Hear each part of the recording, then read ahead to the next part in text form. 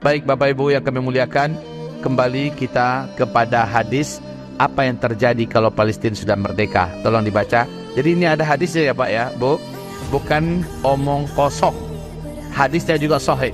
Lihat ini, jika Palestina sudah merdeka. Hadisnya riwayat Abu Daud di Kitabul Jihad nomor 2173 dan hadis dari Imam Ahmad disahihkan oleh Syekh Albani dalam Sahih Sunan Abi Daud. Oke, hadis ini sahih. Apa kata Nabi? Mari kita dengarkan. Rasulullah kemudian meletakkan telapak tangannya di atas kepalaku atau di atas tengkukku, lantas dia bersabda, "Wahai Ibnu Hawalah, jika engkau melihat kekhalifahan telah turun di bumi Al-Maqdis atau Baitul Maqdis Palestina," maksudnya di akhir zaman ini, "maka itu pertanda telah dekatnya berbagai goncangan, kegundah-gulanaan dan peristiwa-peristiwa besar." 1, 2, 3, 4, 5, 6, 7 tadi ya. Itu pertanda sudah dekatnya. Kemudian, bagi umat manusia, kiamat lebih dekat kepada mereka daripada dekatnya telapak tanganku kepada kepalamu ini, wahai Ibnu Hawalah. Coba bayangkan, ini telapak tangan ditempelkan ke kepala. Berarti yang membatasi telapak tangan dengan batok kepala hanya kopiah saja atau rambut. Saking dekatnya kiamat. Kalau Palestina sudah merdeka, kiamat. Bukan kiamat, tapi terjadi huru hara dulu. Setelah terjadi huru hara, barulah masuk fase kelima. Fase kelima, dunia bagaikan dalam surga. Islam memimpin seluruh dunia. Oke, baik Bapak Ibu yang kami muliakan. Sekarang kita lihat, benarkah ini saatnya? Ya. Dari mana buktinya? Buka sekarang surat Al-Isra ayat, ya ini janji Allah ya Bapak Ibu. Allah berjanji, saya yakin Bapak Ibu sudah mendengarkan ini. Para da'i, para ulama, para kiai sudah membacakan janji Allah untuk Bani Israel. Ada dua. Satu, mereka ada di puncak kekuasaan kejayaan, tapi mereka sangat binatang, sangat jahat, sangat biadab. Lalu Allah datangkan orang-orang kuat untuk membasmi mereka. Dan itu sudah terjadi. Wa kana wa'dan maf'ula. Janji yang pertama itu sudah terlaksana, kata Allah.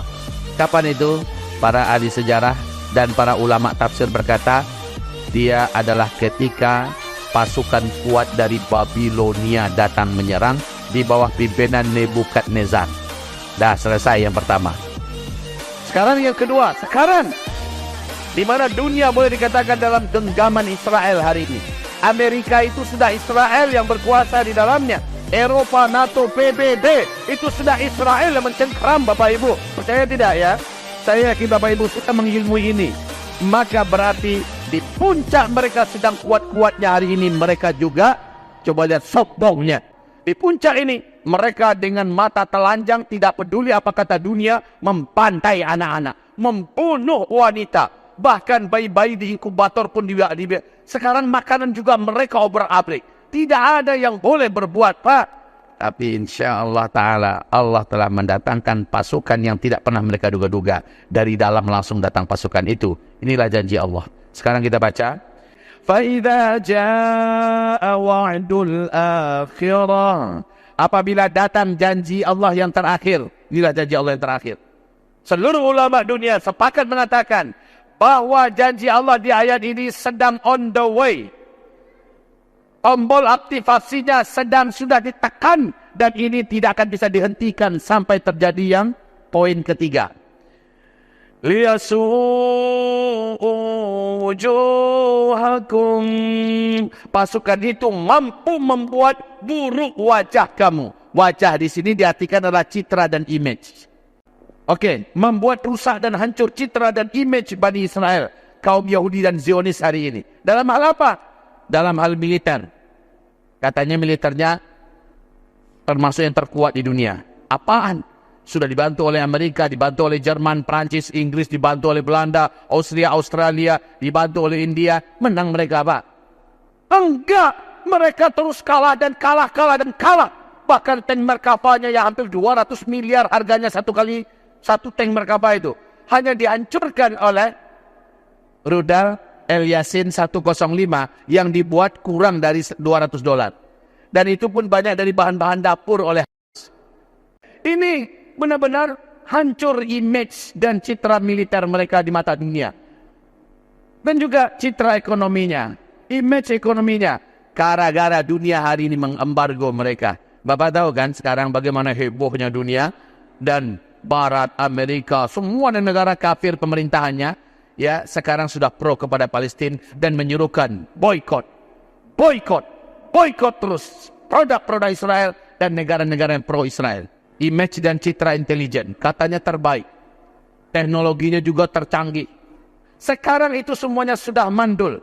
Coba lihat bagaimana pertolongan Allah Subhanahu wa taala. Kemudian citra budaya, sejarah dan karakter mereka juga hancur sehancur-hancurnya. Ini maksud daripada ayat Allah, liyasu'u wujuhakum. Pasukan yang menyerang kamu pada tanggal 7 Oktober itu adalah pasukan yang membuat hancur image dan citra kamu di mata dunia. Oke. Kemudian masih lanjutan ayat di ayat yang sama ya. Waliyadkhulul masjida kama dakhaluhu awwala marrah. Ini endingnya. Pasti kamu akan masuk Masjidil Haram, Masjidil Aqsa dalam keadaan aman dan kamu sholat di dalamnya. Ini yang diumumkan oleh Abu kemarin ini.